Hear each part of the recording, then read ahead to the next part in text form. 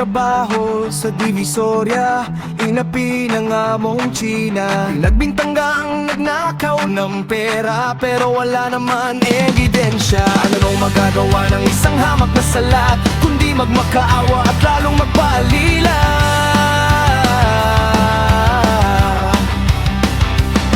May isa namang kumayot at magpatulo ng pawis, binatang kayo manghi at gumawa ng malinis. Masunog man ang balat sa araw na mainit, di alintana ang pagod, pangarap lang ay makamit. Ngunit mundo'y sadya talagang malupit, sa isang krimen siya ay sinangkot at sinabit. Winarak ang karapatan sa pilit ang binilibit. Meron pa bang hustisyang tulad nilang maralita? Tanong nila'y may Diyos pa ba na sa kanila'y maawa?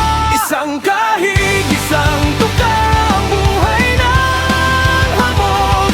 Bakit ang kapalaran ay unti-unting dinuduro? Kami mga tao rin na sa buhay ay sumusugal, tanging pinaglalaban karapatan namin at dangal. Isang kahig, isang tuka ang buhay ng hamog. Bakit sa kahirapan sige pa rin kaming binabaon?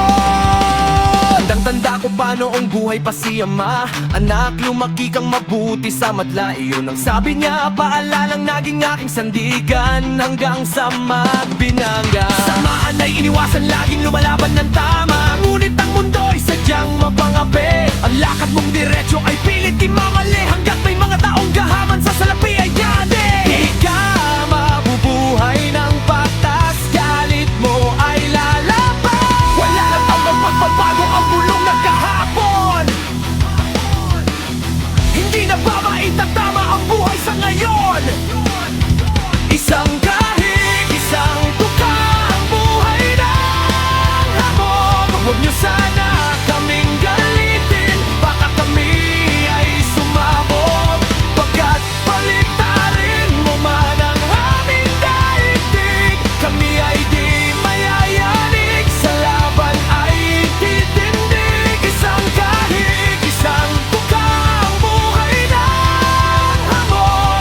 Ngunit kami ay palaban, sa buwin ay uwang-luwang.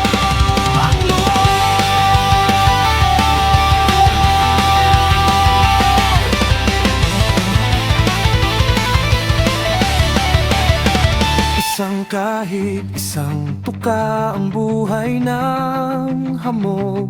Ngunit kami ay palaban, sa tuwin ay buo ang luog. Isang kahig, isang